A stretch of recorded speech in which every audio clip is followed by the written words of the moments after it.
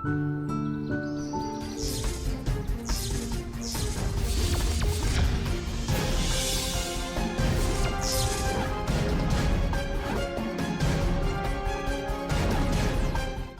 Grand test economy bits 23 question. ఈ క్రింది వాణిలో సరైనది: ఏ టిఎల్టిఆర్ఓ, బి ఎల్టిఆర్ఓ, సి ఎల్సిఆర్, డి ఎండబ్ల్యూఏ. ఈ 4 కూడా ఇటీవల ఆర్బీఐ గవర్నర్ శక్తికాంత దాస్ ఉపయోగించిన పదాలు. దాంట్లో మొదటిది టిఎల్టిఆర్ఓ అనగా targeted long term repo operation. TLTRO target long term repo operation అంటే ఆర్బీఐ వాణిజ్య బ్యాంకులకు ఇచ్చే దీర్ఘకాలిక రుణాలను టిఎల్టిఆర్ఓ అని పిలుస్తారు. ఆర్బీఐ చెప్పిన వారికి మాత్రమే బ్యాంకులు రుణాలు ఇవ్వాలి. మంచి మంచి కంపెనీలకు రుణాలు ఇవ్వండి, మంచి కస్టమర్కు రుణాలు ఇవ్వండి అని టార్గెట్ చేసి ఆర్బీఐ బ్యాంకులకు చెప్తుంది. ఆర్బీఐ చెప్పిన వారికి మాత్రమే బ్యాంకులు రుణాలు ఇవ్వాలని టార్గెట్ చేసి చెప్పడాన్ని టిఎల్టిఆర్ఓ అంటారు, targeted long term repo operation. అంటే దీర్ఘకాలిక రుణాలను తక్కువ వడ్డీ రేటుకు టార్గెట్ చేసి ఆర్బీఐ బ్యాంకులకు తెలియచేయడాన్ని టిఎల్టిఆర్ఓ అంటారు. ఇది సరైనది. B LTRO long term repo operation. Repo అనేది ఎప్పుడు కూడా షార్ట్ టర్మ్ రుణాలు. కరోనా వైరస్ దృష్ట్యా ఈ రెపో రేటు షార్ట్ టర్మ్ కాకుండా దీనిని లాంగ్ టర్మ్గా ఉపయోగించారు. అంటే లాంగ్ టర్మ్ రెపో ఆపరేషన్ అంటే ఆర్బీఐ వాణిజ్య బ్యాంకులకు దీర్ఘకాలిక రుణాలను ఇస్తుంది. దానినే షార్ట్ టర్మ్ కాకుండా లాంగ్ టర్మ్ దీర్ఘకాలానికి సంబంధించిన రుణాలను జారీ చేస్తుంది. దీనినే ఎల్టిఆర్ఓ అనే పదాన్ని ఉపయోగించారు. ఇది కూడా మనకు correct. C LCR liquidity coverage ratio. ఎల్సిఆర్ను 100% నుంచి కరోనా వైరస్ ప్రభావం దృష్ట్యా దీనిని 18%కు తగ్గించారు. ప్రతి వాణిజ్య బ్యాంకు తమ దగ్గర క్యాష్ రూపంలో 100% నిల్వలనేది ఉంచుకుంటుంది. బ్యాంకులు దివాలా తీయకుండా ఉండటానికి క్యాష్ రూపంలో బ్యాంకుల వద్ద ఉండే వాటిని ఎల్సిఆర్ అని, ఆస్తుల రూపంలో బాండ్ల రూపంలో కానీ గోల్డ్ రూపంలో కానీ ఉంచుకోవలసిన నిల్వలను ఏమని పిలుస్తారంటే ఎస్ఎల్ఆర్ అని పిలుస్తుంటారు, స్టాట్యుటరీ లిక్విడిటీ రేషియో. ఈ ఎల్సిఆర్ను 100% నుంచి 80%కి తగ్గించింది. ప్రతి వాణిజ్య బ్యాంకు రోజువారీ ఖర్చుల కోసం 30 రోజులకు సరిపడా క్యాష్ను ప్రతి బ్రాంచ్ అంటే ప్రతి వాణిజ్య బ్యాంకు తమ దగ్గర ఉంచుకుంటుంది. ఎగ్జాంపుల్ 100 crores అనుకుంటే దీనిని 80 కోట్లకు తగ్గించారు. మిగిలిన 20 కోట్లను ప్రజలకు రుణాలు ఇవ్వాలని మనకు ఆర్బీఐ గవర్నర్ సూచించారు. దీని లిక్విడిటీ కవరేజ్ రేషియోను ఎంత నుంచి ఎంతకు తగ్గించారంటే 100% నుంచి 80%కి తగ్గించారు. అక్టోబర్ నాటికి దీనిని 90%కి చేస్తామని, 2021 ఏప్రిల్ 1 నాటికి 100%కి తీసుకొస్తానని ఆర్బీఐ గవర్నర్ తెలియజేశారు. ఎల్సిఆర్ మీన్ ఏంటంటే లిక్విడిటీ కవరేజ్ రేషియోను 100% నుంచి 18%కు తగ్గించారని గుర్తుంచుకుంటే సరిపోతుంది. D MWA ways and means advances. మన questions ways and means advances అనగానేమి అనవచ్చు. కేంద్ర ప్రభుత్వం కానీ రాష్ట్ర ప్రభుత్వాలు కానీ ఆర్బీఐ వద్ద తీసుకునే స్వల్పకాలిక రుణాలను ఎండబ్ల్యూఏ అనవచ్చు, వేస్ అండ్ మీన్స్ అడ్వాన్సెస్ అనవచ్చు. రాష్ట్రాలకు ఆదాయం తక్కువగా ఉండి ఖర్చు ఎక్కువగా ఉన్నప్పుడు, కేంద్రానికి ఆదాయం తక్కువగా ఉండి ఖర్చు ఎక్కువ ఉన్నప్పుడు లోటు ఏర్పడుతుంది. ఈ లోటును భర్తీ చేసుకోవటానికి కేంద్ర ప్రభుత్వం కానీ రాష్ట్ర ప్రభుత్వం కానీ ఆర్బీఐ వద్ద తీసుకునే స్వల్పకాలిక రుణాలను వేస్ అండ్ మీన్స్ అడ్వాన్సెస్గా చెప్పవచ్చు. దీనిని 90 రోజులలో తిరిగి చెల్లించాలి. కావున ఆ కేంద్ర ప్రభుత్వము రాష్ట్ర ప్రభుత్వం ఆర్బీఐ వద్ద తీసుకునే స్వల్పకాలిక రుణాలను వేస్ అండ్ మీన్స్ అడ్వాన్సెస్గా పేర్కొనవచ్చు. దీనిని 60%కి పెంచటం అనేది జరిగింది. ఆర్బీఐ 100 కోట్లు రాష్ట్రాలకు ఇస్తుందనుకుంటే దీనిని 160 కోట్లకు పెంచడం అనేది జరిగింది. 90 రోజులు వరకు చెల్లించాలి. దీనిపై చెల్లించే వడ్డీ రేటు రెపో రేట్ ఆధారంగా చెల్లిస్తుంటారు. 90 రోజులు దాటితే రెపో రేటుకు 2% ఎక్కువగా ఇంట్రెస్ట్ రేటు వసూలు చేస్తుంటారు. అంటే మనకు MWA ways and means advances అనగానేమి అంటారు. కేంద్ర ప్రభుత్వము రాష్ట్ర ప్రభుత్వము RBI వద్ద తీసుకునే స్వల్పకాలిక రుణాలనే వేస్ అండ్ మీన్స్ అడ్వాన్సెస్గా పిలవచ్చు. దీనిని కరోనా వైరస్ ప్రభావం దృష్ట్యా అదనముగా 60% పెంచటం అనేది జరిగింది. కావున ABCDE 4 కూడా మనకు సరైనగా చెప్పవచ్చు. 4వ ఆన్సర్ అనేది మనకు కరెక్ట్గా చెప్పవచ్చు. 24th క్వశ్చన్, ఈ క్రింది వాటిని జతపరచుము. జాబితా 1, జాబితా 2. 1 repo rate, 2 reverse repo rate, 3 CRR, 4 SLR. Repo rate అనగా వాణిజ్య బ్యాంకులు RBI వద్ద తీసుకునే స్వల్పకాలిక రుణాలపై చెల్లించే వడ్డీ రేటును రెపో రేటుగా చెప్పవచ్చు.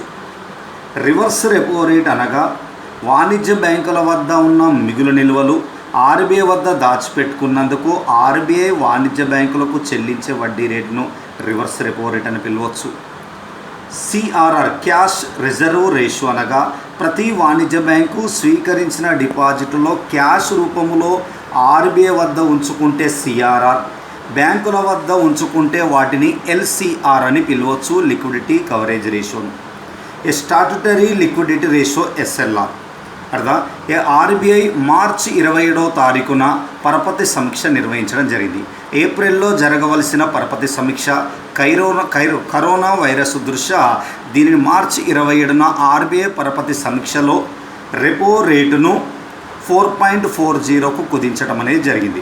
అంటే 0.75 బేసిస్ పాయింట్లను తగ్గించడం అనేది జరిగింది.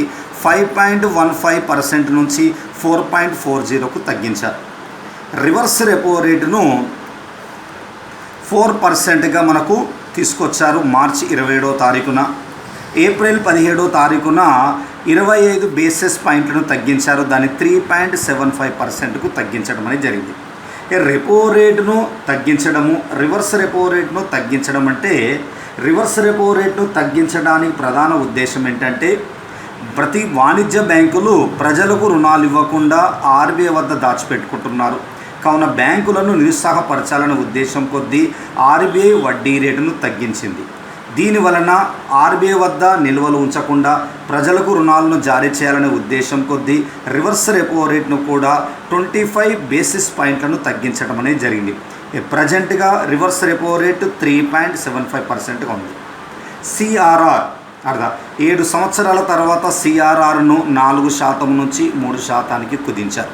అంటే ప్రతి వాణిజ్య బ్యాంకు తను స్వీకరించిన డిపాజిట్లలో క్యాష్ రూపంలో RBI వద్ద ఉంచవలసిన నిల్వల CRR 4% నుంచి 3%కి తగ్గించడానికి కారణము బ్యాంకుల వద్ద ద్రవ్య సప్లైని పెంచడం వలన ప్రజలకు రుణ సౌకర్యాలు పెరుగుతాయనే ఉద్దేశం కొద్దీ CRRను తగ్గించారు. SLR స్టాట్యుటరీ లిక్విడిటీ రేషియోను కూడా 18.25 నుంచి 18% తీసుకొచ్చారు. ప్రతి వాణిజ్య బ్యాంకు తాను స్వీకరించిన డిపాజిట్లలో ఆస్తుల రూపంలో అంటే బాండ్ల రూపంలో కావచ్చు, గోల్డ్ రూపంలో బ్యాంకుల వద్ద ఉంచుకోవలసిన నిల్వలను SLR అని, క్యాష్ రూపంలో ఉంచవలసిన నిల్వలను లిక్విడిటీ కవరేజ్ రేషియో అంటారు. ఇక మనకు జాబితా 1, జాబితా 2 గమనించినట్లయితే రెపో రేటుగా మనకు 4.40 ఉంది. రివర్స్ రెపో రేట్ 3.75 ఉంది. CRR 3% ఉంది. SLR 18% ఉంది. థర్డ్ ఆన్సర్ ఈజ్ మనకు కరెక్ట్. 25th క్వశ్చన్, ప్రభుత్వము ప్రజలకు నేరుగా ఉచితముగా అందించే ద్రవ్యాన్ని ఏమంటారు?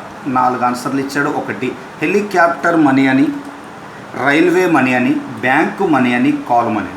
కాల్ మనీ వాణిజ్య బ్యాంకులు అత్యవసర సమయములో ఒక బ్యాంకు నుంచి మరొక బ్యాంకుకు తీసుకునే రుణాలపై చెల్లించే వడ్డీ రేటును మనం కాల్ మనీగా పిలవచ్చు. కాల్ మనీ అనేది కరెక్ట్ కాదు.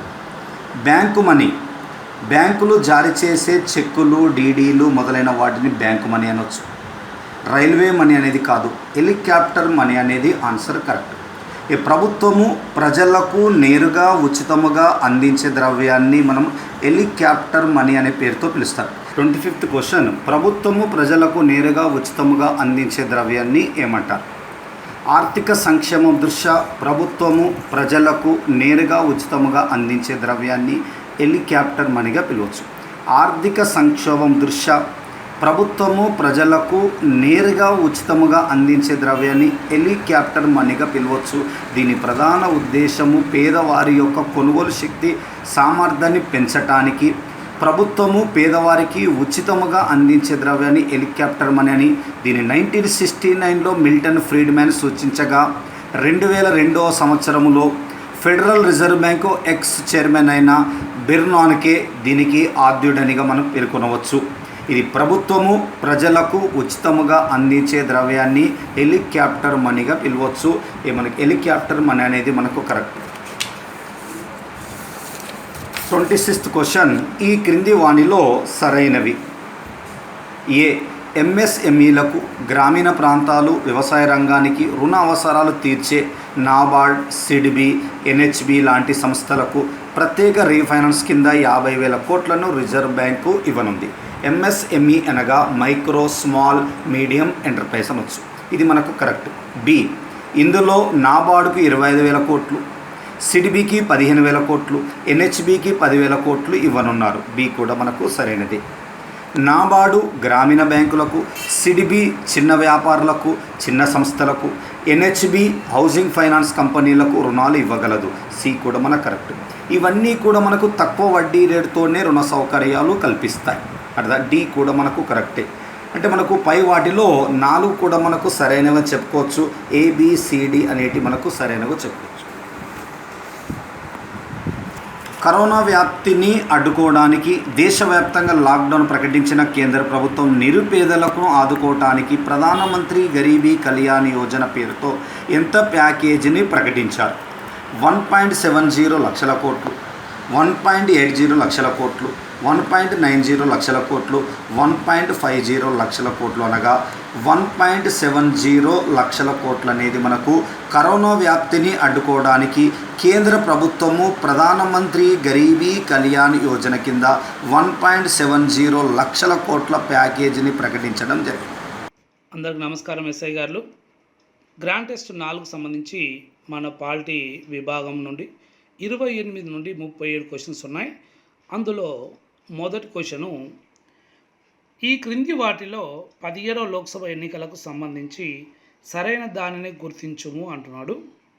17వ లోక్సభ ఎన్నికలు ఇప్పుడు జరిగాయంటే 2019 సంవత్సరంలో 17 లోక్సభ ఎన్నికలు జరిగాయి. ఈ 2019లో జరిగిన 17 లోక్సభ ఎన్నికలకు సంబంధించి సరైన దాన్ని గుర్తించుము అంటున్నాడు. అందులో ఆప్షన్లో ఫస్ట్ ఏలో ఏముందంటే 17 లోక్సభ ఎన్నికలలో నోటా ఓట్స్ను అత్యధికంగా పోలైన నియోజకవర్గం గోపాల్గంజ్, బీహార్ అంటున్నాం. ఇక్కడ నోటా ఓట్స్ అత్యధిక పోలైన నియోజకవర్గం అంటున్నాం. నోటా అంటున్నాను. నోటా అంటే ఏంటంటే నన్ ఆఫ్ ది అబో, పైవారెవరు కాదు అని అర్థం.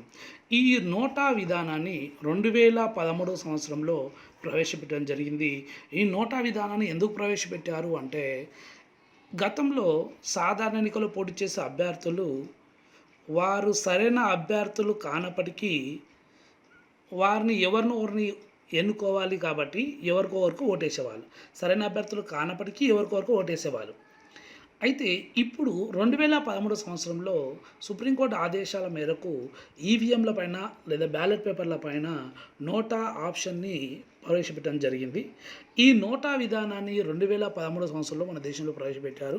ఈ నోటా విధానాన్ని మొదటిసారిగా ఢిల్లీ శాసనసభ ఎన్నికల్లో ప్రవేశపెట్టడం జరిగింది, అంటే అమలు చేయడం జరిగింది.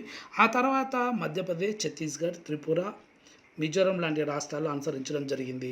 ఆ 2014 సంవత్సరం నుండి ఈ నోటా విధానం దేశవ్యాప్తంగా అంటే జరుగుతున్న ఎన్నికల్లో ఈ యొక్క ఈవీఎంల పైన బ్యాలెట్ పేపర్ల పైన ఈ నోటా ఆప్షన్ని ప్రవేశపెట్టడం జరుగుతుంది. ఈ నోటా విధానాన్ని మన దేశంతో పాటు మొత్తం 14 దేశాల్లో అమలు చేస్తున్నాయి. అంటే మనకంటే ముందు 13 దేశాలు, మన దేశంతో కలుపుకొని 14 దేశాలు ఈ నోటా విధానాన్ని అమలు చేస్తున్నాయి. ఇక్కడ 17వ లోక్సభ ఎన్నికల్లో నోటా ఓట్స్ను అత్యధికంగా పోలిన నియోజకవర్గం గోపాల్గంజ్, బీహార్ అనుకున్నాము. ఈ యొక్క గోపాల్గంజ్ లోక్సభ నియోజకవర్గంలో మొత్తం 51,000 51,660 మంది నోటా యొక్క ఆప్షన్ని ఉపయోగించుకోవడం జరిగింది. అందుకోసమే ఇది గోపాల్గంజ్ నియోజకవర్గం, ఇది మొదటి ఆప్షన్ కరెక్ట్ ఇదే. నెక్స్ట్ 17వ లోక్సభకు 267 మంది ఎంపీలు మొదటిసారిగా ఎన్నికయ్యారు. 267 మంది ఎన్నికయ్యారు. మొత్తం లోక్సభ నియోజకవర్గాలు 543. ఇందులో 267 మంది నూతనంగా ఎన్నుకోబడ్డారు. అంటే ఇంతకుముందు వాళ్ళు ఎంపీగా ఎప్పుడు నిలబడలేదు, ఇప్పుడు నిలబడి గెలిచారు. ఉదాహరణకు తీసుకుంటే ఆంధ్రప్రదేశ్లో మాధవి గారు కానీ, లేదంటే మనకు ప్రముఖ క్రికెటరు గౌతమ్ గంభీర్ లాంటి వ్యక్తులు అలా నూతనంగా ఎన్నుకోబడ్డ వాళ్ళు 267 మంది మొత్తం ఎన్నుకోబడ్డారు, కొత్తగా ఎన్నుకోబడ్డారు. నెక్స్ట్ అది కరెక్టే. 17వ లోక్సభలో అత్యధికంగా మంది సభ్యులు పోటీ పడిన నియోజకవర్గము నిజామాబాద్ అంటున్నాం. నిజామాబాద్ నియోజకవర్గం తెలంగాణలోని నియోజకవర్గము, అది నిజామాబాద్ నియోజకవర్గంలో మొత్తము ఆ యొక్క నిజామాబాద్ నియోజకవర్గానికి సంబంధించి 185 మంది పోటీ చేశారు. ఈ 185 మందిలో 165 మంది రైతులే ఉన్నారు. రైతులు. ఈ 165 మంది రైతులకు వచ్చినటువంటి ఓట్లు ఎన్నిమంటే మొత్తము 90,955 ఓట్లు ఓన్లీ రైతులకే వచ్చినాయి. అంటే ఇక్కడ వాళ్ళు ఎన్ని ఓట్లనే సాధించారు. కానీ ఇక్కడ పోటీ చేసిన వాళ్ళు 185 మంది పోటీ చేశారు. అందులో రైతులే 165 మంది సభ్యులు ఉన్నారు. కాబట్టి ఎక్కువ లోక్సభకు పోటీ చేసిన నియోజకవర్గం అంటే నిజామాబాద్ నియోజకవర్గం అది. నెక్స్ట్ కరెక్ట్ అది. 17వ లోక్సభ, నెక్స్ట్ డి ఆప్షన్ వస్తుందండి. 17వ లోక్సభకు మహిళా అభ్యర్థులు 78 మంది ఎన్నికయ్యారు. మహిళా అభ్యర్థులు 17 లోక్సభకు 78 మంది ఎన్నికయ్యారు. మొత్తం 543 మంది అంటే లోక్సభ నియోజకవర్గాల్లో 78 నియోజకవర్గాలు మహిళా అభ్యర్థులు గెలుపొందారు. ఇది 14.36% ఉంది. అంటే మొత్తం లోక్సభ సభ్యులలో 78 మంది ఎన్నుకున్నారు. ఇది పర్సంటేజ్ వైజ్గా తీసుకుంటే 14.36%గా ఉన్నారు. కాబట్టి ఇక్కడ 17 లోక్సభ ఎన్నికలకు సంబంధించి అన్నీ సరైనవే. కాబట్టి ఆప్షన్లో ఆన్సరు 4ది కరెక్ట్. నెక్స్ట్ ఈ క్రింది వాటిని జతపరచుము అన్నాడు. ఇక్కడ ఒక సైడు మనకు ప్రధానమంత్రుల పేర్లు ఇచ్చాడు, ఇంకో సైడు వారికి సంబంధించినటువంటి అంశాలు ఇచ్చాడు. ముందు వారికి సంబంధించిన అంశాలను మనము గుర్తుపెట్టుకుంటే అంటే అవి గుర్తు వస్తే మనకు వాళ్ళు ఎవరు అనేది మనకు తెలిసిపోతుంది. కాబట్టి వాళ్ళకి ఫస్ట్ ఆఫ్ ఆల్ ఇక్కడ నెంబర్ 1 అక్కడ చూడండి. కేంద్ర మంత్రిమండలిని అత్యధిక సార్లు పునర్వ్యవస్థీకరించినారు. అంటే పునర్వ్యవస్థీకరించిన వారు ఎవరు అని అంటున్నవాడ. కేంద్ర మంత్రిమండలిని అత్యధిక సార్లు పునర్వ్యవస్థీకరించిన ప్రధానమంత్రి ఎవరంటే రాజీవ్ గాంధీ 13 సార్లు పునర్వ్యవస్థీకరించాడు. కేంద్ర మంత్రిమండలి 13 సార్లు పునర్వ్యవస్థీకరించాడండి రాజీవ్ గాంధీ. నెక్స్ట్ ప్రపంచ రాజనీతిజ్ఞుడు అను అవార్డును పొందినది. ప్రపంచ రాజనీతిజ్ఞుడు అంటే వరల్డ్ స్టేట్స్మెన్ అవార్డు అని అర్థమాడ. వరల్డ్ స్టేట్స్మెన్ అవార్డు పొందిన ప్రధానమంత్రి ఇక్కడ ఉన్న వారిలో ఎవరు అని అర్థమాడ. ప్రపంచ రాజనీతిజ్ఞుడు అవార్డు పొందిన ప్రధానమంత్రి ఎవరంటే మన్మోహన్ సింగ్. అంతకుముందు ఐకే గుజరాల్ కూడా ఉన్నాడు. ఇక్కడ ఆప్షన్లో మాత్రము మన్మోహన్ సింగ్ ఉన్నాడు. కాబట్టి దానికి ఎవరికి సంబంధించిందంటే మన్మోహన్ సింగ్. గంగా నదిని భారతదేశపు ఆత్మగా అభివర్ణించిన వ్యక్తి ఎవరు అంటున్నాడు. ఇక్కడ గంగా నదిని భారతదేశ ఆత్మగా అభివర్ణించిన వ్యక్తి ఎవరంటే జవహర్లాల్ నెహ్రూ ప్రాజెక్టులను ఆధునిక దేవాలయాలు అంటారు అను సందర్భంలో ఈ యొక్క గంగా నదిని భారతదేశ ఆత్మగా అభివర్ణించాడు. కాబట్టి ఇది ఎవరికి సంబంధించిందంటే జవహర్లాల్ నెహ్రూ సంబంధించింది. మొదటిసారిగా లోక్సభకు ఎన్నికైన వెంటనే ప్రధానమంత్రి పదవిని చేపట్టిన వ్యక్తి. ఇక్కడ ఉన్న ఆప్షన్లో మనకు ఉన్న వ్యక్తి ఎవరు అంటే నరేంద్ర మోడీ మొదటిసారిగా లోక్సభకి ఎన్నుకోబడిన వెంటనే అక్కడ ప్రధానమంత్రి అయ్యాడు. అంతకుముందు ఆయన గుజరాత్ శాసనసభ సభ్యుడిగా ఉండి ముఖ్యమంత్రి పదవిని నిర్వహిస్తుండేవాడు. తర్వాత 2014లో లోక్సభకు పోటీ చేసి అక్కడ లోక్సభ ఎన్నికలు గెలిచి తర్వాత ప్రధానమంత్రి పదవిని చేపట్టాడు. కాబట్టి మొదటిసారిగా లోక్సభకి ఎన్నికైన వెంటనే ప్రధానమంత్రి పదవిని చేపట్టిన వ్యక్తి ఎవరంటే నరేంద్ర మోడీ. ఇక్కడ వీళ్ళకి సంబంధించిన ఆప్షన్లు ఉన్నాయి. జవహర్లాల్ నెహ్రూ. ఇక్కడ జవహర్లాల్ నెహ్రూ దేనికి సంబంధించింది గంగా నదిని భారతదేశ ఆత్మగా వర్ణించాడు. కాబట్టి A3. నరేంద్ర మోడీ మొదటిసారిగా లోక్సభకి ఎన్నికైన వెంటనే ప్రధానమంత్రి పదవి చేపట్టాడు. కాబట్టి B. మన్మోహన్ సింగ్ ప్రపంచ రాజనీతిజ్ఞుడు అవార్డు పొందినాడు. కాబట్టి C2. రాజీవ్ గాంధీ కేంద్ర మంత్రిమండలిని అత్యధిక సార్లు పునఃస్థీకరించాడు. కాబట్టి D1. ఇక్కడ ఏది ఉంది answer 3. Answer 3 right. Next Rajya Sabha సభ్యత్వాన్ని కొనసాగిస్తూ ప్రధాని పదవిని నియమించిన వారు ఎవరు అని అర్థం. రాజ్యసభ సభ్యత్వం ద్వారా ప్రధానమంత్రి అయిన వాళ్ళు అని అర్థం అన్నమాట ఈ ఉన్న వారిలో. మరి రాజ్యసభ సభ్యత్వం ద్వారా ప్రధానమంత్రి అయిన వాళ్ళు ముందు ఎంతమంది ఉన్నారు తీసుకుంటే, రాజ్యసభ సభ్యత్వం ద్వారా ప్రధానమంత్రి అయిన వారిలో 1966 సంవత్సరంలో ఇందిరాగాంధీ మొదటి సభ్యురాలు, మొదటి వ్యక్తి. తర్వాత 1996లో హెచ్డి దేవేగౌడ ప్రధానమంత్రి అయ్యాడు. తర్వాత 1997లో ఐకే గుజరాల్ రాజ్యసభ సభ్యత్వం ప్రధానమంత్రి అయ్యాడు. 2004లో మన్మోహన్ సింగ్ రాజ్యసభ సభ్యత్వం ద్వారా ప్రధానమంత్రి అయ్యాడు. రాజ్యసభ సభ్యత్వం ద్వారా ప్రధానమంత్రి పదవిని చేపట్టిన వ్యక్తులు ఎంతమంది అంటే ఇప్పుడు ఈ నలుగురు ఉన్నారు. ఎవరెవరు? Indira Gandhi, HD Deve Gowda, IK Gujral, Manmohan Singh. కాబట్టి ఇప్పుడు ఇక్కడ రాజ్యసభ సభ్యత్వం ద్వారా ప్రధానమంత్రి పదవిని చేపట్టిన వ్యక్తుల్లో అంటే వీళ్ళు ఉన్నారు. కాబట్టి ఇందులో ఆప్షన్లో ఆన్సర్ ఏంటి అంటే ఇక్కడ మనకు ఎవరెవరు ఉన్నారు చూడండి. ఇక్కడ ఇందిరాగాంధీ కావాలి ఫస్ట్, కాబట్టి ఇందిరాగాంధీ. తర్వాత ఎవరున్నారు?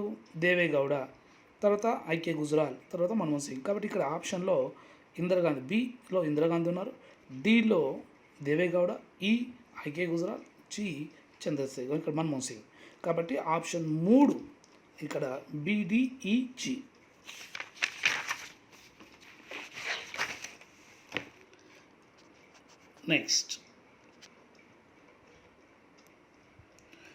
నెక్స్ట్ క్వశ్చన్ చూడండి. ఇక్కడ 31వ క్వశ్చను. ఈ క్రింది వాటిని జతపరచుము అంటున్నాడు. ఇక కింది వాటిని జతపరచులో అక్కడ ఆప్షన్ ఏలో ఆర్టికల్ 249, ఆర్టికల్ 250, ఆర్టికల్ 252, 356 అని ఇచ్చాడు. ఇక్కడ మనకు వాటికి అంశాలు ఏందో ఒకసారి చూద్దాము.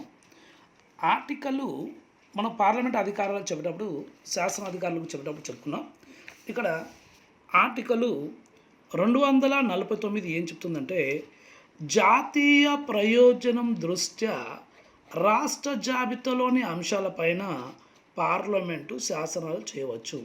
ఏ దృష్టి? అది జాతీయ ప్రయోజనాల దృష్ట్యా రాష్ట్ర జాతీయ అంశాలపైన పార్లమెంటు శాసనాలు చేయవచ్చు. ఈ విధంగా చేసిన శాసనాలు సంవత్సరం నుండి అంటే 12 నెలల నుండి 18 నెలల వరకు అమలు ఉంటాయి. కాబట్టి 249 ఆర్టికల్ జాతీయ ప్రయోజనం దృష్ట్యా రాష్ట్ర జాబితాల అంశాలపైన పార్లమెంట్ శాసనం చేయొచ్చు. ఆ విధంగా చేసినప్పుడు రాజ్యసభ 2/300 మెజారిటీ ద్వారా తీర్మానం ఆమోదించాలి. ఇక్కడ ఏ ఉద్దేశంతో? జాతీయ ప్రయోజనం దృష్ట్యా. కాబట్టి 249 ఆర్టికల్ దేనికి సంబంధించింది? జాతీయ ప్రయోజనం దృష్ట్యా రాష్ట్ర జాబితాలోని అంశాలపైన పార్లమెంట్ శాసనం చేయొచ్చు.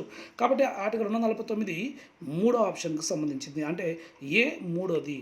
నెక్స్ట్ ఆర్టికల్ 250 ఆర్టికల్ ఏం చెప్తుంది అంటే పార్లమెంట్ ఎప్పుడు శాసనం చేస్తుంది అంటే ఆర్టికల్ 250 ఎప్పుడు శాసనం చేస్తుందంటే దేశంలో జాతీయ అత్యవసర అధికారం ఉన్నప్పుడు రాష్ట్ర జాబితాలోని అంశాలపైన పార్లమెంటు శాసనాలు చేస్తుంది. జాతీయ అత్యవసర అధికారం ఉన్నప్పుడు రాష్ట్ర జాబితా అంశాలపైన పార్లమెంట్ శాసనం చేస్తుంది. ఈ ఆర్టికల్ ప్రకారం అది 250 ఆర్టికల్ ప్రకారం. ఈ విధంగా చేసిన శాసనాలు ఎన్ని నెలలు ఉంటాయి? 6 నెలల వరకు అమలు ఉంటాయి. కాబట్టి ఇక్కడ జాతీయ అత్యవసర పరిస్థితి కాలంలో రాష్ట్ర జాబితా అంశాలపైన పార్లమెంట్ శాసనం చేస్తుంది. ఈ ఆర్టికల్ అది 250. కాబట్టి ఈ 250 ఆర్టికల్ జాతీయ అత్యవసర పరిస్థితి విధించినప్పుడు అంటే ఇక్కడ మనకు ఆప్షన్లో ఆన్సర్ ఏం రావాలా? 1 రావాలి. కాబట్టి ఆర్టికల్ 250కి 1వ ఆప్షను అంటే బి 1. నెక్స్ట్ ఆర్టికల్ 252 ఆర్టికల్ ఏం చెప్తుంది అంటే 252 ఆర్టికల్ ఏం చెప్తుందంటే ఒకటి కంటే ఎక్కువ రాష్ట్రాలు కోరినప్పుడు, ఎవరిని? కేంద్రాన్ని. ఒకటి కంటే ఎక్కువ రాష్ట్రాలు కోరినప్పుడు రాష్ట్ర జాబితాలోని అంశాలపైన పార్లమెంట్ శాసనం చేయవచ్చు. ఈ ఆర్టికల్ ప్రకారం అది 252 ఆర్టికల్ ప్రకారం. అంటే ఒకటి కంటే ఎక్కువ రాష్ట్రాలు కోరితేనే అప్పుడు పార్లమెంట్ శాసనం చేస్తుంది ఆ రాష్ట్ర జాబితా అంశాలపైన. ఈ ఆర్టికల్ ప్రకారము ఆర్టికల్ 252. కాబట్టి ఇక్కడ ఆప్షన్లో ఆన్సర్ ఏముంది అంటే 252 ఆర్టికల్కి ఏ అంశం సంబంధించిందంటే ఇక్కడ 2వది చూడండి. ఒకటి కంటే ఎక్కువ రాష్ట్రాలు కోరినప్పుడు రాష్ట్ర జాబితా అంశాలపైన పార్లమెంట్ శాసనం చేస్తుంది. కాబట్టి సికి 3 సరైనది. ఆర్టికల్ 356 ఆర్టికల్ 356 ఏం చెప్తుంది? రాష్ట్రపతి పాలన. రాష్ట్రంలో రాష్ట్రపతి పాలన ఉన్నప్పుడు రాష్ట్ర అసెంబ్లీ అచేతనంలో కానీ లేదంటే రద్దు కావచ్చు. కాబట్టి అలాంటి సమయంలో రాష్ట్రంలో రాష్ట్రపతి పాలన ఉన్నప్పుడు రాష్ట్ర జాబితా అంశాలపైన పార్లమెంట్ శాసనం చేస్తుంది. ఈ విధంగా చేసిన శాసనాలు కూడా 6 నెలలు ఉంటాయి. అయితే ఈ యొక్క 356 ఆర్టికల్ రాష్ట్రంలో అమల్లో ఉన్నప్పుడు రాష్ట్ర ప్రభుత్వ అంశాలపైన పార్లమెంట్ శాసనం చేస్తుంది. కాబట్టి ఇక్కడ ఆన్సరు దీనికి సంబంధించింది ఏంటంటే ఆర్టికల్ 249 అంటే జాతీయ ప్రయోజనం దృష్ట్యా రాజ్యాంగ అంశాలపైన పార్లమెంట్ శాసనం చేస్తుంది. ఏకు 3 ఆన్సరు అంటే ఏకు 3. తర్వాత ఆర్టికల్ 250 అంటే జాతీయ అత్యవసర అధికారం ఉన్నప్పుడు రాష్ట్ర ప్రభుత్వ అంశాలపైన పార్లమెంట్ శాసనం చేస్తుంది. ఆర్టికల్ ప్రకారం 250 ఆర్టికల్ ప్రకారం చేస్తుంది. కాబట్టి ఆప్షను బికి 1. ఆర్టికల్ 252 ఒకటి కంటే ఎక్కువ రాష్ట్రాలు కోరినప్పుడు రాష్ట్ర అంశాలపైన పార్లమెంట్ శాసనం చేస్తుంది. కాబట్టి ఆప్షను అక్కడ సికి ఆప్షన్ 2. ఆర్టికల్ 356 అంటే ఇక్కడ ఆప్షను 4. ఆన్సరు 2వ ఆన్సర్ సరైనది. నెక్స్ట్, ఈ కింది వాటిలో తప్పుగా ఉన్న అంశాన్ని గుర్తించము. ముందు తప్పుగా ఉన్న అంశం గుర్తించము అన్నాడు. ఇప్పుడు కరెక్ట్గా ఉన్న అంశం ఏంటో చూద్దాం. ఫస్ట్ ఇక్కడ కరెక్ట్గా ఉన్న అంశాలు ఏంటంటే దేశంలో ఎక్కువ కాలం కొనసాగిన లోక్సభ 5వ లోక్సభ. దేశంలో ఎక్కువ కాలం కొనసాగిన లోక్సభ 5వ లోక్సభ అంటున్నా. దేశంలో ఎక్కువ కాలం కొనసాగిన లోక్సభ 5వ లోక్సభ కరెక్టా కాదా అంటే కరెక్టే. ఎందుకంటే అసలు మామూలుగా 5వ లోక్సభ కాలపరిమితి ఎప్పుడు 1971-76. అయితే ఇందిరాగాంధీ ప్రభుత్వము 1976లో 42వ రాజ్యాంగ సవరణ చట్టం చేసి ఏం చేశారంటే లోక్సభ మరియు శాసనసభల పదవీ కాలాన్ని 1 సంవత్సర కాలం పాటు పొడిగించడం జరిగింది. దానివల్ల ఏమైంది, ఇక్కడ లోక్సభ పదవీకాలం కూడా పొడిగించారు. అంటే 1976లో 42వ రాజ్యాంగ సవరణ చట్టం ద్వారా లోక్సభ పదవీకాలం కూడా 1 సంవత్సరం పొడిగించడం వల్ల ఇప్పుడు 5వ లోక్సభ కాలపరిమితి ఎంత అయింది, 77 వరకు అయింది. అంటే 71 నుండి 77 వరకు. ఇప్పుడు 71 నుండి 77 వరకు 5వ లోక్సభ. ఇది ఎక్కువ కాలం మన దేశంలో కొనసాగిన లోక్సభ. ఆ తర్వాత మళ్ళా 1978లో 44వ రాజ్యాంగ సవరణ చట్టం ద్వారా మరో దేశం వచ్చి యథావిధిగా 5 సంవత్సరాలు కుదించాడు ఆ తర్వాత దేశం. కానీ కొనసాగిన విషయం ఏంటంటే 5వ లోక్సభ ఎక్కువ కాలం కొనసాగింది. ఓకేనా, 71 నుండి 77 వరకు కొనసాగింది. అదే తక్కువ కాలం కొనసాగిన లోక్సభ ఏది అంటే 12వ లోక్సభ. 12వ లోక్సభ 1998, 99, 13 నెలలు కొనసాగింది. ఇది మొన్న ఎస్ఐ మెయిన్స్లో వచ్చింది బిట్టు. కాబట్టి ఇక్కడ దేశంలో ఎక్కువ కాలం కొనసాగిన లోక్సభ 5వ లోక్సభ అనేది కరెక్టే. నెక్స్ట్, దేశంలో 6వ లోక్సభ మొదటిసారిగా సంకీర్ణ ప్రభుత్వము ఏర్పడింది 6వ లోక్సభలో అన్నాడు. అసలు 5వ లోక్సభ కాలపరిమితి ఎప్పుడు చెప్పాను నేను, 1971, 77 5వ లోక్సభ. 5వ లోక్సభ తర్వాత నెక్స్ట్ 77లో ఎలక్షన్స్ వచ్చినాయి. తర్వాత 6వ లోక్సభకు ఎన్నికలు జరుగుతాయి. కాబట్టి 6వ లోక్సభ కాలపరిమితి ఎప్పుడు అంటే 6వ లోక్సభ కాలపరిమితి 1977, 80. 6వ లోక్సభ కాలపరిమితి 77, 80.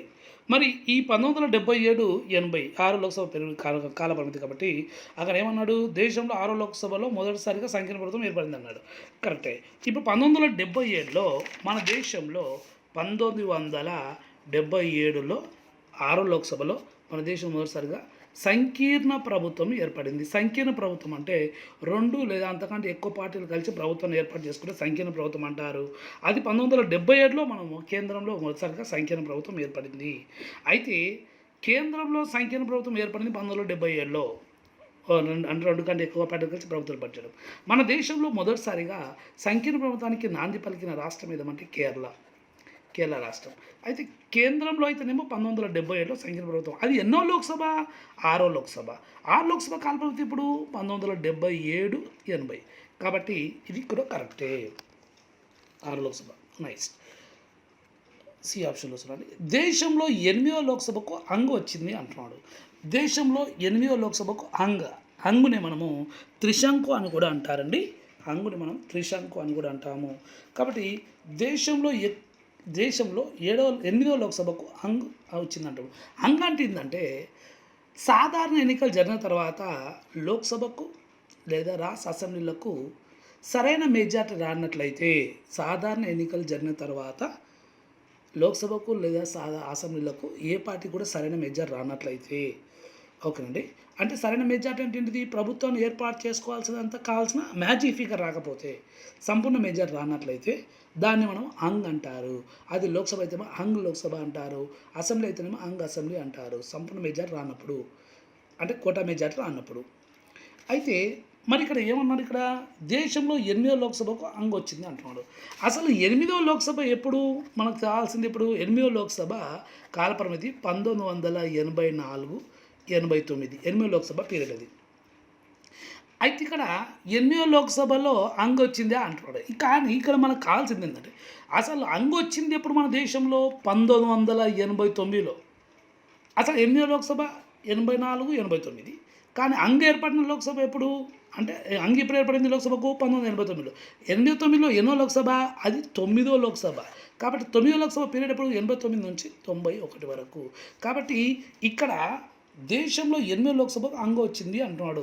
8వ లోక్సభకు అంగ వచ్చింది అంటున్నాడు. 8వ లోక్సభ 84 నుంచి 89. కాబట్టి అప్పుడు 8వ లోక్సభకు అంగ రాలేదు. అసలు అంగ వచ్చింది 89లో. 89 ఎన్నో లోక్సభ 9వ లోక్సభ. కాబట్టి ఇక్కడ ఈ దేశంలో 8వ లోక్సభకు అంగ వచ్చింది అనేది తప్పు. అది 9వ లోక్సభకు వచ్చింది అంగు. కాబట్టి ఆ సి ఆప్షన్ తప్పు. దేశంలో ఎక్కువ మంది మంత్రులను నియమించుకున్న ప్రధానమంత్రి మన్మోహన్ సింగ్ కరెక్టే. ఇప్పుడు మన దేశంలో ప్రధాన మంత్రులు పెద్ద మంత్రిమండలిని ఏర్పాటు చేసుకున్న వ్యక్తి మన్మోహన్ సింగ్ పెద్ద మంత్రిమండలిని ఏర్పాటు చేసుకున్నాడు. చిన్న మంత్రిమండలిని ఏర్పాటు చేసుకున్న ప్రధానమంత్రి నెహ్రూ గారు. ఎక్కువ శాఖలు తన దగ్గర ఉంచుకున్న ప్రధానమంత్రి కె చంద్రశేఖర్ గారు. ఇక్కడ మనకు దేశంలో ఎక్కువ మంది మంత్రులను నియమించుకున్న ప్రధానమంత్రి అంటున్నాడు. దేశంలో ఎక్కువ మంది మంత్రులు నియమించుకున్న ప్రధానమంత్రి మన్మోహన్ సింగ్ కరెక్టే. కాబట్టి ఎక్కువ మంది మంత్రులను నియమించుకున్న ప్రధానమంత్రి ఏమో మన్మోహన్ సింగ్, తక్కువ మంది మంత్రుల చేత ప్రభుత్వం నడిపించిన వ్యక్తి జవహర్లాల్ నెహ్రూ, తర్వాత ఎక్కువ శాఖలు తన దగ్గర ఉంచుకున్న ప్రధానమంత్రి కె చంద్రశేఖర్. కాబట్టి ఇక్కడ మనకు సరైన ఆప్షన్ ఏంటి అంటే ఇక్కడ ఏ ఆప్షను దేశంలో ఎక్కువ కాలం కొనసాగే లోక్సభ 5 లోక్సభ కరెక్టే. దేశంలో 6వ లోక్సభకు మొదటిసారి సంఖ్యన ప్రభుత్వం ఏర్పడింది కరెక్టే. దేశంలో 8వ లోక్సభకు అంగు వచ్చింది తప్పు, ఎందుకంటే 9వ లోక్సభకు వచ్చింది అంగు. నెక్స్ట్ దేశంలో ఎక్కువ మంది మంత్రులు నియమించుకున్న ప్రధానమంత్రి మన్మోహన్ సింగ్ కరెక్టే. కాబట్టి ఆన్సరు ఇక్కడ ఈ కింది వాటిలో తప్పుగా ఉన్న అంశాన్ని గుర్తించండి. తప్పుగా ఉన్న అంశం ఏంటి? సి. కాబట్టి 4వది ఆప్షన్ కరెక్ట్. నెక్స్ట్ ఈ కింది వాటిలో పార్లమెంటు సమావేశంలోని 0 అవర్కు సంబంధించి సరైన అంశాన్ని గుర్తించండి అంటున్నాడు. 0 అవర్కి సంబంధించి సరైన అంశాన్ని గుర్తించండి. అసలు 0 అవర్ అంటే ఎప్పుడు పార్లమెంట్లో 0 అవర్ ఎప్పుడు అంటే పార్లమెంట్లో 0 అవర్ తీసుకుంటే పార్లమెంటు సమావేశాలు ఉదయము 11 గంటలకు ప్రారంభమవుతాయి. 11 నుండి 12 ఇది మొదటి గంట. ఈ మొదటి గంటను ప్రశ్నోత్తరాల సమయము అంటారు. ప్రశ్నోత్తర సమయం అంటారు. ఈ ప్రశ్నోత్తర సమయంలో ప్రశ్నలను అంటే ఇవి 10 రోజుల ముందు స్పీకర్కు నోటీస్ ఇవ్వాలి. ఈ ఇప్పుడు 11 నుండి 12 గంటల మధ్య చర్చించాలంటే. అయితే ఈ ప్రశ్నోత్తర సమయం తర్వాత 12 నుండి 1 గంటల కాలాన్ని 0 అవర్ అంటారు. 0 అవర్ అంటారు. ఈ 0 అవరు ఇక్కడ మీరు ఈ 0 అవర్ సంబంధించిన అంశాలు బాగా గుర్తుకోండి. ఈ 0 అవర్ అనే విధానాన్ని 1962లో మన పార్లమెంటు ప్రవేశపెట్టింది. 1962లో ప్రవేశపెడితే అది 1964 నుంచి అమలుకు వచ్చింది. ఈ 0 అవరు ఎప్పుడు చర్చ జరుపుతారు అంటే ప్రశ్నోత్తరాల సమయం తర్వాత అంటే 12 తర్వాత మరియు ప్రశ్నోత్తరాల తర్వాత 0 అవర్. 0 అవర్ తర్వాత ఏం స్టార్ట్ అవుతుంది? ఎజెండా కాలం స్టార్ట్ అవుతుంది. కాబట్టి ఇక్కడ ప్రశ్నోత్తరాల సమయం తర్వాత ఎజెండా కాలానికి ముందు ఏముంటుంది? 0 అవర్ ఉంటుంది. నెక్స్ట్ ఈ యొక్క 0 అవర్లో ముందస్తు అనుమతి లేకుండా అడిగే ప్రశ్నలు అంటే ముందస్తు నోటీస్ లేకుండా ప్రశ్న అడగవచ్చు. కాబట్టి ఇది కూడా కరెక్టే. నెక్స్ట్ ఇప్పుడు ఈ కింది వాటిలో పార్లమెంటు సమావేశంలోని 0 అవర్కు సంబంధించి సరైన అంశాన్ని గుర్తించండి అంటున్నాడు. ఇందులో సరైన అంశం ఏంటి? సాధారణంగా మధ్యాహ్నం 12 నుండి 1 గంటల వరకు దీన్ని పాటిస్తారు కరెక్టే. ప్రశ్నోత్తర సమయం తర్వాత ఎజెండా కార్యక్రమాలకు ముందు సమయాన్ని 0 అవర్ అంటారు. ఇంతకుముందు చెప్పాము మనం. నెక్స్ట్ కరెక్ట్ అది కూడా 1962లో ప్రవేశపెట్టినప్పటికీ 1964 నుండి 0 అవర్ ముఖ్య సాంప్రదాయంగా కొనసాగుతుంది కరెక్టే. ముందస్తు నోటీస్ లేకుండా ప్రశ్న అడగవచ్చు కరెక్టే. ఈ 4 ఆప్షన్లు కూడా 0 అవర్కి సంబంధించినవి కరెక్టే. కాబట్టి ఈ 4 ఆప్షన్ల ఆన్సర్లో 3 ఆన్సర్ చూడండి. ABCDలు 4 సరైనవే అంటే 3వ ఆన్సర్ కరెక్ట్. నెక్స్ట్ పార్లమెంటు సభ్యుడు ఈ క్రింది ఏ అంశం ప్రకారము అనర్హుడుగా ఈ క్రింది ఏ అంశం ప్రకారం అనర్హుడిగా ప్రకటించబడతాడు అంటున్నాడు. ఏ అంశం ప్రకారం అనర్హుడిగా ప్రకటించబడతాడు? ఎవరు? పార్లమెంట్ సభ్యుడు. చూద్దాం. ఆప్షన్: అతడు పోటీ చేసిన పార్టీ యొక్క సభ్యత్వానికి స్వయంగా రాజీనామా చేసినట్లయితే. అతను పోటీ చేసిన పార్టీ యొక్క సభ్యత్వానికి స్వయంగా రాజీనామా చేసినట్లయితే పార్లమెంట్ అనర్హుడు కోల్పోడు, పార్టీ సభ్యత్వాన్ని కోల్పోతాడు ఆయన. కాబట్టి అది సరైనది కాదు. తన రాజకీయ పార్టీ అనుమతి లేకుండా ఆజ్ఞను ధిక్కరించి ఓటింగ్లో పాల్గొన్నట్లయితే. తన రాజకీయ పార్టీ అనుమతి లేకుండా ఆజ్ఞను ధిక్కరించి ఓటింగ్లో పాల్గొన్నట్లయితే. ఇక్కడ ఆజ్ఞను ధిక్కరించి అంటే ఇక్కడ విప్ను ధిక్కరించిన అర్థమాట. విప్ను ధిక్కరించినట్లయితే అంటే ఇక్కడ విప్ అంటే ఏంటిది అంటే, విప్ అంటే ఒక రాజకీయ పార్టీ పార్లమెంటు లేదా శాసనసభ సభ్యులు, ఒక పార్టీకి చెందినటువంటి సభ్యులు, పార్లమెంటు శాసనసభ సభ్యులు సభలో ఏ విధంగా వ్యవహరించాలో జారీ చేసే ఆజ్ఞలను విప్ అంటారు. మరి ఇక్కడ తన రాజకీయ పార్టీ అనుమతి లేకుండా ఆజ్ఞను ధిక్కరించి ఓటింగ్లో పాల్గొన్నట్లయితే అప్పుడు అనర్హుడుగా అనర్హుడుగా ఈయనను ట్రీట్ చేయొచ్చు. ఇది కరెక్టే. అతను పార్టీ విధానాలకు వ్యతిరేకంగా కొత్త విధానాలను అనుసరించడం. పార్టీ విధానాలు ఏ విధంగా ఉన్నాయో ఆయన వ్యవహరించాలి ఆ విధంగా, కానీ కొత్త విధానాలు సభలో క్రియేట్ చేయకూడదు. కాబట్టి అప్పుడు కూడా ఈయన పైన అనర్హత అయితే చేయొచ్చు. వేరే పార్టీలోకి చేరినట్లయితే అంటే ఏంటిది? పార్టీ ఫిరాయించినట్లయితే పార్టీ ఫిరాయింపులను చేర్చడం కింద అనర్హుడు చేస్తారు. కాబట్టి ఇక్కడ పార్లమెంట్ సభ్యుడు ఈ క్రింది ఏ అంశం ప్రకారం అనర్హుడుగా ప్రకటించబడతాడు అంటే ఈ యొక్క BCD 3 అంశాల ఆధారంగా అనర్హుడుగా ప్రకటించబడతాడు. ఏంటి? పార్టీకి రాజీనామా చేస్తే అక్కడ అనర్హుడుగా ప్రకటించబడాడు, సభ్యుడిగా ఉంటాడు సభలో. కానీ ఈ యొక్క 3 BCDకి సంబంధించి వ్యవస్థ నడిపించినట్లయితే అతను సభ్యత్వానికి అంటే అనర్హుడుగా ప్రకటించబడతాడు. నెక్స్ట్ 8వది, పార్లమెంటరీ ప్రజాస్వామ్యంలో ఎవరిని నియంత్రిస్తారు అంటున్నాను. పార్లమెంటరీ ప్రజాస్వామ్యంలో ఎవరిని నియంత్రిస్తారు అంటున్నాం. పార్లమెంటరీ ప్రజాస్వామ్యంలో ఎవరిని నియంత్రిస్తారు అంటే అసలు పార్లమెంటరీ ప్రభుత్వం అంటే ఏంటిది? పార్లమెంటరీ ప్రభుత్వం అంటే ఏంటిదంటే శాసనశాఖ, కార్మిక శాఖ, న్యాయశాఖ 3 అంగాలు ఉంటాయి.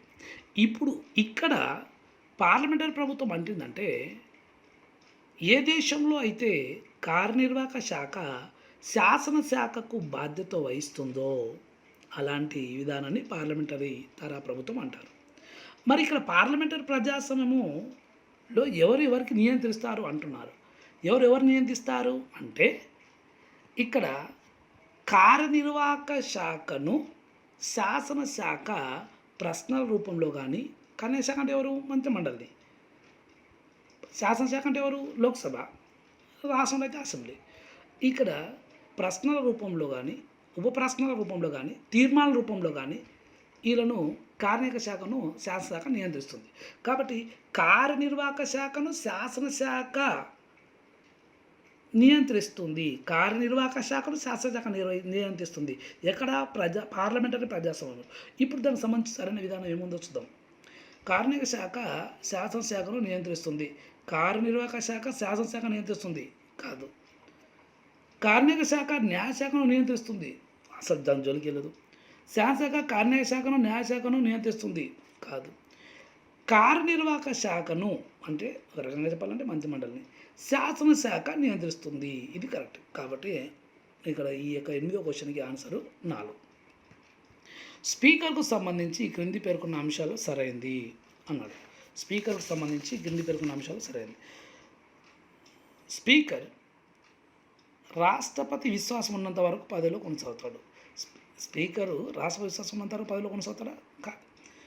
మంత్రిమండలి రాష్ట్రపతి విశ్వాసం ఉన్నంత వరకు పదవిలో కొనసాగుతారు, కానీ స్పీకరు కొనసాగరు. స్పీకరుగా ఎన్నికయ్యే నాటికి సభలో సభ్యులు కానవసరం లేదు. ఎన్నికైన తర్వాత 6 నెలలకు సభ్యత్వము అంటే 6 నెలలకు సభకు ఎన్నిక కావచ్చు అంటారు. అసలు స్పీకర్ ఎవరు కావాలి? స్పీకర్ ఎవరు అవుతారు? సభలోని సభ్యులు. అంటే సభలోని సభ్యులు తమలో నుండి ఒకరిని స్పీకర్గా ఎన్నుకుంటారు. సభలోని సభ్యులు అంటే ఎవరు? ఆల్రెడీ లోక్సభకి ఎన్నికైన సభ్యులు తమ నుండి తామే ఎన్నుకుంటారు. అంటే ఆయన ఆల్రెడీ ఎన్నుకోబడ్డ సభ్యుడు, అంటే సభ్యుడై ఉంటాడు. కాబట్టి ఇక్కడ సభలోని సభ్యులు తమలో నుండి ఒకరిని స్పీకర్గా ఎన్నుకుంటారు. అంటే ఆల్రెడీ సభ్యుడు అయి ఉంటేనే ఎన్నుకోబడతాడు. కాబట్టి ఇక్కడ ఆప్షన్లో స్పీకర్గా ఎన్నికైన నాటికి సభలో సభ్యులు కానవసరం లేదు అంటున్నది. అది తప్పది. ఎందుకంటే ఆయన మంత్రి కాదు. మంత్రిగా నియమించిన నాటికి ఆయన సభలో సభ్యత్వం లేకపోయినప్పటికీ నడిచిపోతుంది. ఆ మంత్రిగా నియమించబడ్డ తర్వాత ప్రమాణ స్వీకారం చేసిన తర్వాత 6 నెలల్లోగా ఏదో సభ్యత్వం పొందితే సరిపోతుంది. ఎవరు? మంత్రి అయితే. ఇక్కడ స్పీకర్ ఎవరు కావాలి? లోక్సభ సభ్యులలో నుండి తమలో నుండి ఒకరిని స్పీకర్ ఎన్నికవుతారు అంటున్నాను. ఎన్నిక చేసుకుంటారు. తమలో నుండి ఒకరిని అన్నప్పుడు ఆల్రెడీ ఆయన సభ్యుడై ఉండాలి. కాబట్టి ఇక్కడ స్పీకర్ ఎన్నిక నాటికి సభలో సభ్యులు కానవసరం లేదు. ఎన్నికైన తర్వాత 6 నెలలుగా సభకు ఎన్నిక కావచ్చు అంటున్నారు. అది తప్పు. నెక్స్ట్, లోక్సభ పదవి కాలం పూర్తి కాగానే స్పీకర్ పదవి కూడా పూర్తి అవుతుంది అంటున్నారు. లోక్సభ రద్దు అయినప్పటికీ మళ్ళీ కొత్త లోక్సభ ఎన్నికంత వరకు స్పీకరు పదవిలో కొనసాగుతాడు. కాబట్టి ఇది కూడా తప్పు. స్పీకర్ తన రాజీనామా పత్రాన్ని డిప్యూటీ స్పీకర్కు అందిస్తాడు. ఇది కరెక్ట్. స్పీకర్ తన రాజీనామా పత్రాన్ని డిప్యూటీ స్పీకర్కి ఇస్తాడు. ఇక్కడ స్పీకర్కు సంబంధించి కింది పేర్కొన్న అంశాలు సరైంది అన్నాడు. సరైంది ఏంటి? ఇక్కడ స్పీకర్ తన రాజీనామా పత్రాన్ని డిప్యూటీ స్పీకర్కు సమర్పిస్తాడు.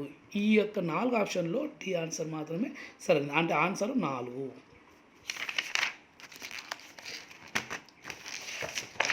నెక్స్ట్,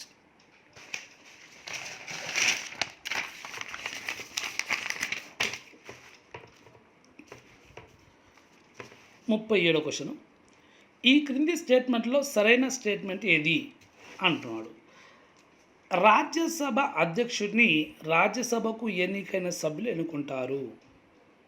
రాజ్యసభ అధ్యక్షుడు ఎవరు? అధ్యక్షుడు ఉపరాష్ట్రపతి. అయితే ఇక్కడ ఏమంటున్నాడు అంటే రాజ్యసభ అధ్యక్షుడిని రాజ్యసభకు ఎన్నికైన సభ్యులు ఎన్నుకుంటారు అంటున్నాను. అంటే రాజ్యసభకు ఎన్నికైన సభ్యులు ఎన్నుకుంటారు అంటే ఉపరాష్ట్రపతిని ఏమైనా రాజ్యసభ్యులు ఎన్నుకుంటారా? ఉపరాష్ట్రపతిని ఎన్నుకునే గణాన్ని ఎలక్టోరల్ కాలేజ్ అంటారు.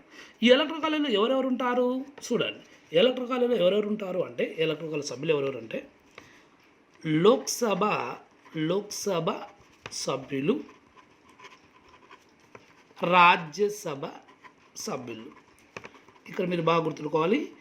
లోక్సభ సభ్యులు అంటున్నాను, లోక్సభకు ఎన్నికైన సభ్యులు అనట్లేదు. అంటే ఆడ ఇంక్లూడింగ్ నామినేటెడ్, అంటే నామినేట్ సభ్యులతో సహా.